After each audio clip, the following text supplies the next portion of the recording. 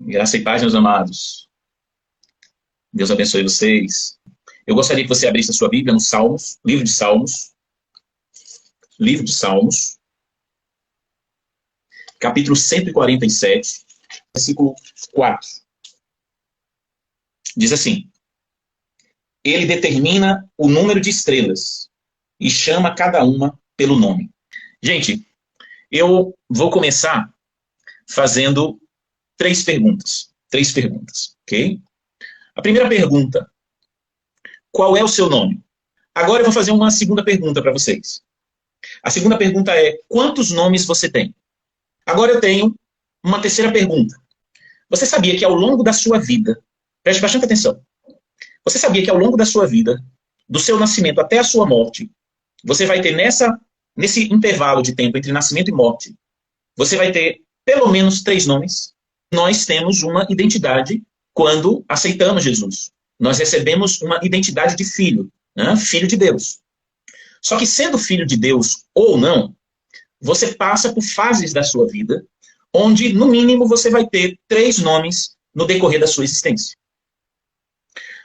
Alguns até vivem uma vida que no final, lá no final da vida, elas vão ter mais ou menos 20 nomes, 30 nomes.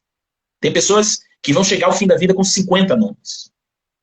E tem pessoas que conseguem ter 20 nomes ao mesmo tempo, por causa de decisões erradas, por causa de talvez 20 pecados enraizados na própria vida. É por isso que quando Jesus perguntou naquele texto qual o seu nome, a voz que saiu daquele homem foi: somos uma legião, somos vários em um. Não tem como falarmos o nome, porque somos muitos. Então, tem pessoas que conseguem ter vários nomes no decorrer da vida. Mas eu quero dizer para você que está me ouvindo agora, que no mínimo você que está me ouvindo, uma pessoa passa por essa vida terrena com 3 nomes. No mínimo você vai passar por 3 nomes. E para a gente embasar com a Bíblia esse pensamento, eu vou citar um personagem na Bíblia que tem tudo a ver com a gente. Seu nome é Jacó. Quantos já ouviram falar de Jacó? Jacó. Preste atenção. Você sabia que Jacó teve 3 nomes? Você sabia que Jacó teve 3 identidades?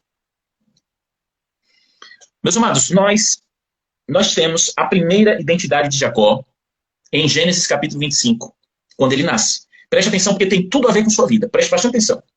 Então, nós temos a primeira identidade de Jacó em Gênesis 25, quando ele nasce. Quando ele nasce, a Bíblia diz que ele nasce agarrado no tornozelo do seu irmão Esaú.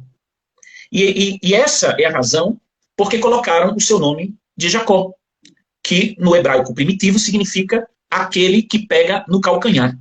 Outras versões mais modernas traduzem essa palavra como usurpador, enganador, ou como aquele que pega no lugar do outro, aquele que pega no lugar do outro. Com o passar dos anos, nós vemos que, pela influência da sua mãe, preste bastante atenção nisso, Jacó assume uma nova identidade. Ele queria a bênção do seu pai, e a sua mãe o aconselha a entrar aonde estava o seu pai Isaac. Isaac já estava bem velhinho, a Bíblia diz que ele estava cego, e a mãe de Jacó veste Jacó com uma roupa que ele poderia enganar o pai passando-se pelo seu irmão Esaú. Se vestisse com alguma coisa que desse a entender que ele estava peludo, né? Que ele fosse peludo. Por quê? Porque o pai de Jacó já estava cego, já estava meio esclerosado, e ele seria enganado com muita facilidade. E em Gênesis 27, quando Jacó está entrando para roubar a bênção do seu irmão, o seu pai Isaac, ele pergunta: quem é?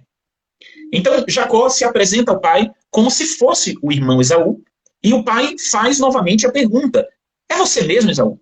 E Jacó diz: sim, meu pai, eu sou Esaú. Então, meus amados, aqui Jacó está assumindo uma identidade que não é dele.